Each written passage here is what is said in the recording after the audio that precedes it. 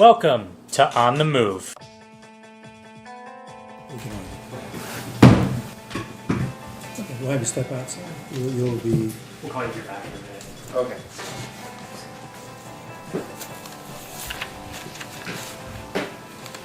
Okay, city's position. I think there's two issues, 2 points. I'll address the first one, one of the first ones. Regarding the lockdown, I think it was established that he started the process of the lockdown before police arrival.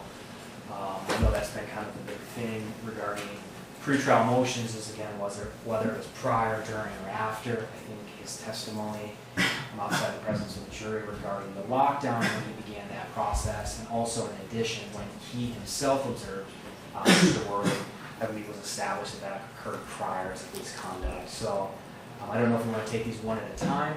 Otherwise, I'm happy to argue the second part regarding the 2 people.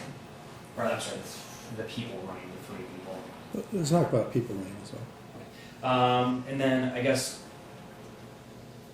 for the last issue, essentially the same thing. I think what we have here is he's testifying that these things happened. One, no one's arguing they did happen close in time. At the same time, no one's expecting him to know whether or not someone heard him talk about calling it in for a lockdown. He's not a mind reader. Again, he can't, no one's going to say that he can. He can't argue, or he's not going to be able to specify with any certainty whether or not those people ran, but it sounds like from the testimony he gave that it occurred roughly right about the time or right before cops came, and again, this all happened fairly close. So the argument I would make on that is, just like we had here, defense is going to have an opportunity to cross-examine them. They're also going to have an opportunity to argue that. I think it is something that's relevant. Clearly we're here because whether or not this caused warrants of alarm for the safety of others. No one's disputing that he carried a gun. I mean, that's not what we're here disputing. So I think it should be the jury to decide, and just to decide whether or not those people, their reactions was in response to the police, or whether or not it was in response to Mr. Worley's actions. And he's free to cross-examine and argue. Okay, how about the excited utterance? Well, that's right. Same, I guess that's going to kind of fall if the court does allow the individuals to, or if the court does allow Mr. O'Brien to testify regarding his observations of seeing the individuals run. I would argue that it's an excited utterance. Essentially, what the excited utterance is looking for is whether or not there's a startling event. I think they may argue it wasn't startling. That's our position, is that was a startling event given the time, place, and circumstances of this individual carrying a gun. In addition, I think the one thing we really need to focus on is, again, it's not what Mr. Worley's intentions was. It's what a reasonable person, what they thought and saw at that time.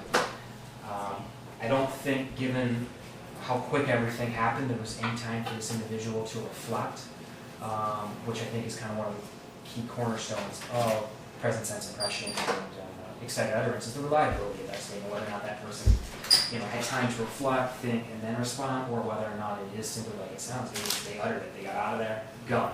He'll be able to testify that in his opinion that sounded, one, the tone, the sound of panic, and 2, he'll be able to also testify given the circumstances of how he observed them run, what his opinion of that was. Okay, and Mr. Freeman. A couple of things, Your Honor. I guess I'll go backwards from what the city just did. With regard to the excited utterance, first of all, an excited utterance is not admissible when the identity of the speaker is unknown. We don't know the identity of the speaker. So that right there keeps us out. Second is that in order for an excited utterance to come in, the circumstances have to be established of the emotional state of the speaker. We don't have that here. All we have is it sounds stressed. That's not enough. You've got to be under the throes of the stressful situation in order for an excited utterance to apply and the hearsay rule to be pierced in that way. I've got several concerns about hold on. We've got 3 things going on. We've got several concerns about the issues pertaining to the lockdown. What came up in his examination is it's his company's policy to execute a lockdown when there might be a possible threat.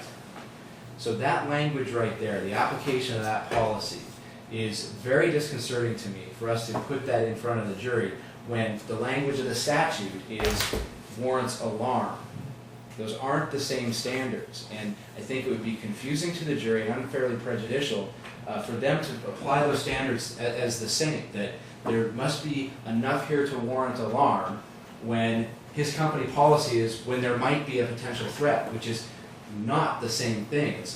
They're operating at a much lower standard than an objective warrant of alarm. So I think that the lockdown in and of itself is not relevant, and any relevance that it could have is unfairly prejudicial and could materially confuse the jury. I will agree that the witness did establish that the lockdown occurred at a point in time prior to the police arriving, and so I think that my arguments to that extent earlier have been addressed, but I think the new ones have been raised and new issues about the relevance and the prejudicial aspects of the lockdown. The people running, he can't describe them, he can't know why they're running, he doesn't even know that they're the speaker of the statement, guns or whatever was stated. There's a lot of assumptions being made, and it's speculation on his part. He can't testify to that. He doesn't have personal knowledge. All he's doing is speculating. And so for those reasons, I asked the court to keep it out. Okay. Anything else, Mr. Hamilton? I disagree that the lockdown is not relevant. That is what the lockdown is. It's when there is a situation that warrants alarm for the safety of others, they go into a lockdown. It's a different standard. That is exactly my whole problem with it, is the city being able to say that when what he says was when there might be a potential threat. That is not what the law says about warranting alarm. And again, I think he's free to argue that, free to cross-examine him, and then free to argue that. So it doesn't go to admissibility; it goes to weight. And if they want to argue that it's a lower standard, and that situation in and of itself, and that situation I'm speaking of is the defendant being in the place he was, with the weapon he was, with the magazine in it. Again, then the court would be concluding that situation didn't warrant alarm and safety for others. And I think that's just a question that has to go to the jury in this, and that's why we're here today, is whether or not his actions rose to that level. So I would ask regarding the lockdown, that again, that be admitted. Regarding the people running, it's his opinion. I wouldn't call it speculation. I call it his opinion. He sees people running that have just pulled in regarding the situation. It'd be one thing if there was no reason at all for these people to run, but I think that's why we're here today. Given the background of everything that's gone on, with gun violence, I think it's reasonable. There's a reasonable inference that these people ran from the sight of him, Mr. Worley, and I think Mr. O'Brien has personal knowledge of observing what he observed. He's not reciting this through what he heard from somebody else.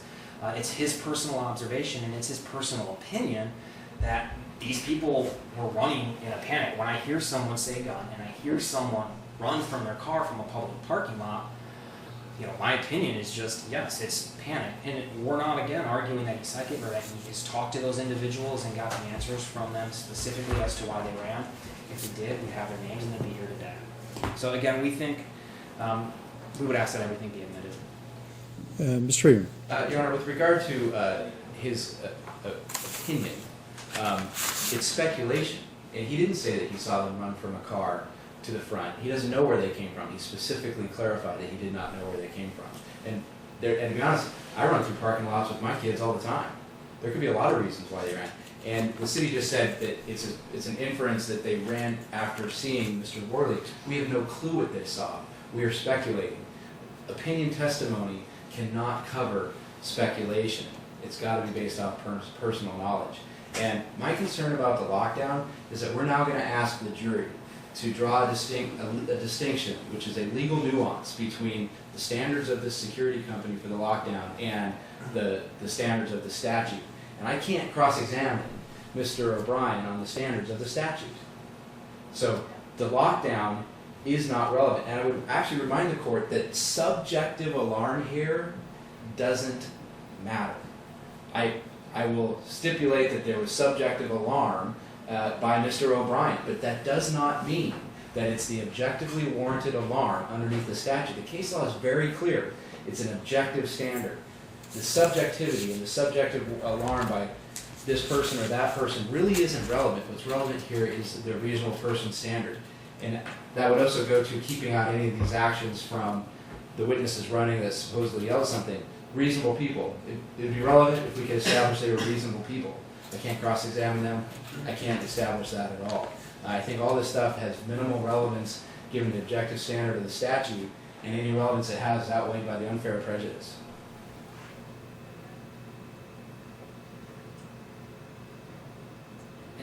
And I was setting up the computer, so maybe he answered the question differently, but I thought I had heard Mr. O'Brien testify that he believed they came out of truck, so I thought he did articulate with some certainty that he did believe they came out of a vehicle that had recently just pulled in.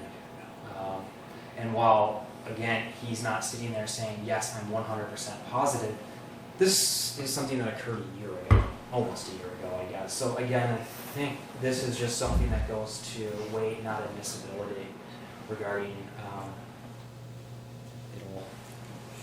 Yeah, as to the excited utterance, that's will not be permitted. There's just not enough information about the declarant, what they observed, and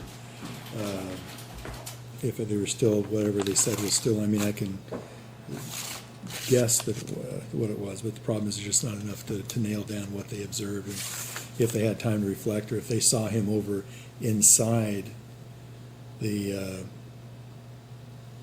fireworks tent and then decided to leave, and then were almost to their vehicle and saw him again and thought, well, let's get out of here, or what was going on, but not sure exactly. So no excited utterance. Observations that Mr. O'Brien made